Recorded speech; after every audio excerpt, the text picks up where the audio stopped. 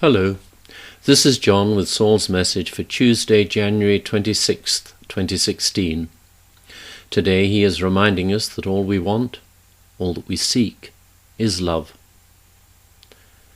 God's message to you, delivered through many messengers and in many forms, is that you are love. Things on earth are not as dark as they appeared. Enormous changes are in progress, as you well know, and as these are implemented, they are causing a certain amount of disturbance and confusion in the planetary economic and political fields. It appears to many of you that you are on an extremely fast roller coaster ride that is out of control and in danger of crashing. Hold on to your hats as you remind yourselves yet again that God's divine plan is unfolding exactly as He intends. All you have to do, and you do have to do it, is intend to be loving in every moment and in every situation. Do not allow fear to distract you from this, because it is a major part of your life's earthly purpose. Just keep briefly renewing that intention throughout the day, while standing in line, waiting for the lights to change, or at any other moment when you are momentarily unoccupied with the business of daily living. Those very brief moments spent renewing your intent are far more powerful and effective than you can be aware of. So remind yourselves of that as well. Love is the energy, the power, the life force that permeates all of God's divine creation. It is all that exists, and therefore every sentient being, every conscious entity is an inseparable and eternal part of that. To be loving in every moment means honoring and respecting all life. As humans in an illusory world of fear, pain, suffering, and death, in which you are always seeking pleasure, or at least safety in the relief from pain, and, if possible, to eradicate death, you are engaged in the game of separation from Source. It seems to have been ongoing for billions of years, and yet now your science is beginning to understand that time is unreal, a concept that works inordinately well in the game that you are involved with, but which is nevertheless unreal. While playing this game, lessons are presented to you, lessons that you chose to learn before incarnating on earth as humans, and frequently they appear to make no sense at all. How many times have you asked yourselves, what is this supposed to be teaching me? Well, of course, the answer is love.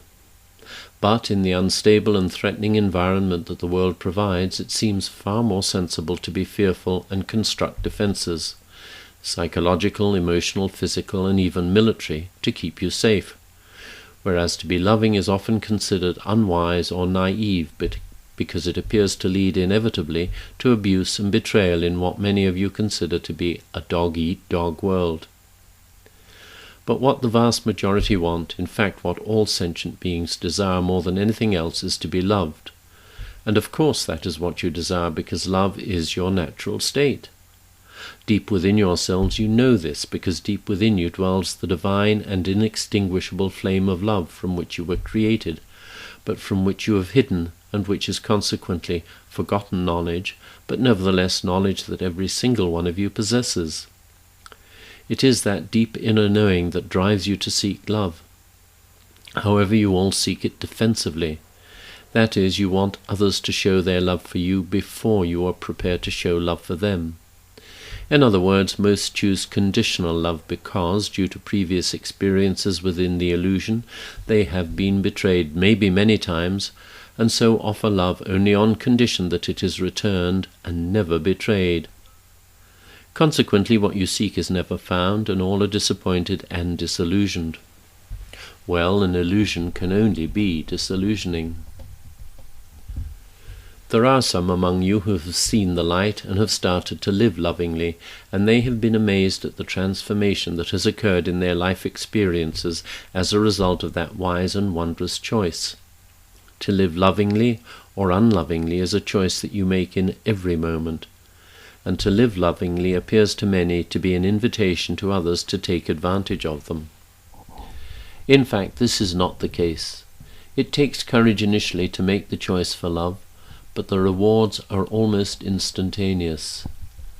By making that choice and following through with a strong, determined intention to be loving, you drop your defenses, and when your defenses are down, love comes flooding in. Yes, of course, there are still a multitude of fearful and therefore unloving souls out there, but you, having made the choice to be loving, and then having followed up by being loving, will discover that your energy field attracts what it is offering: love. Many, with major problems in their intimate relationships, have been blessed to obtain help from psychotherapists who are at the forefront of the field of interpersonal relationships. These psychotherapists have been able to persuade at least one of the parties in a damaged relationship to drop their defenses and offer only love. The results are often seemingly miraculous because the other party finds acceptance instead of judgment, and then ceases attacks on the partner. Communication is re-established, and the issues that were driving them apart, in fact tearing them apart, can then be gently and lovingly resolved. Frequently the issues are just misunderstandings that have been blown out of all proportion due to errors in communication or due to lack of communication, and a loving and satisfying relationship is then re-established. Some of you wonder about the food you eat. How can it be acceptable to eat meat and dairy products? Well, the game that you are engaged in, the game you are playing, is a game that all the participants have chosen to take part in. All have lessons they wish to learn. There is an order to the food chain, and those at the more evolved levels need to feed on the orders below. As you know, the further down the food chain you look, the vaster the quantity of food, edible life forms, that is present. Until you fully awaken, this food chain will necessarily support you and the other life forms on the planet. So if you choose to eat meat and dairy products, that is not wrong. However, you must honor those that live to feed you. You do this by absolutely ensuring that all life forms are treated with honor and respect. That is done by ensuring humane, that is loving, living conditions are provided for those that provide your food so that they can enjoy their lives in an environment that is appropriate to their needs.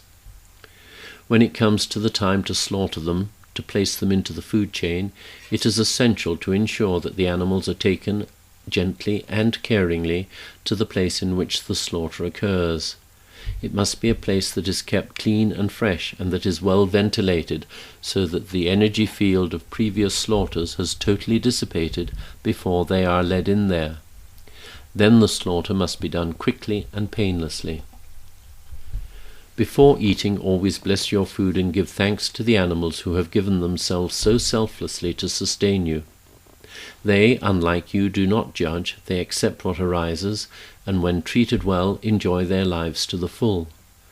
That is the part of the lesson that the illusion offers. Humanity too needs to learn to accept what arises, and with love. Attack in any form is a desperate cry for love. Of course, mostly the attacker has so buried his true feelings that when he attacks he is convinced that he is defending himself against an unwarranted attack, an attack that threatens his life and his livelihood. Defense and attack are inseparable, two sides of the same insane issue. Only love will bring peace. Love starts within yourselves. Many of you were to some extent unseen, unwanted, found not good enough, or abused as children, and that treatment led you to believe yourselves to be unworthy and unlovable. This belief is utterly wrong. God's message to you, delivered through many messengers and in many forms, is that you are love, that you are unconditionally loved because He created you perfect to live eternally with Him in everlasting joy. The separation is unreal, an unpleasant dream or terrifying nightmare from which you will awaken. The path to that awakening goes within, to the deepest level of your awareness, and then even deeper. You get there by spending time quietly alone, by letting all thoughts and distractions, emotional, psychological, or physical, just float by without engaging with them. you may well be very surprised by some of the stuff that floats into your minds. Observe it, acknowledge it, and let it pass. Later it may be sensible to look at some of the stuff that arose and see if it is inappropriately colouring your attitudes and beliefs, for instance, encouraging you to believe in your unworthiness or unlovableness. In that case, remind yourselves that because you are, and always have been, and always will be, divine children of God, you remain perfect just as He created you, and that therefore you are completely lovable. From that moment of insight, make a point of treating yourselves lovingly in every moment, regardless of what appears to be happening in the outside world. Another's judgment of you will always be invalid. With God's help, and that is always available to you, you can see anything that you may need to change about any of your ingrained beliefs and behaviors, while at the same time forgiving yourselves for any errors or mistakes you appear to have made. There is only love. You therefore are love. It really is that simple, and as love you are infinitely loving and lovable. Keep reminding yourselves of this divine truth and rejoice in the peace and contentment it provides. With so very much love, Saul. Hello, this is John with Saul's message for Tuesday,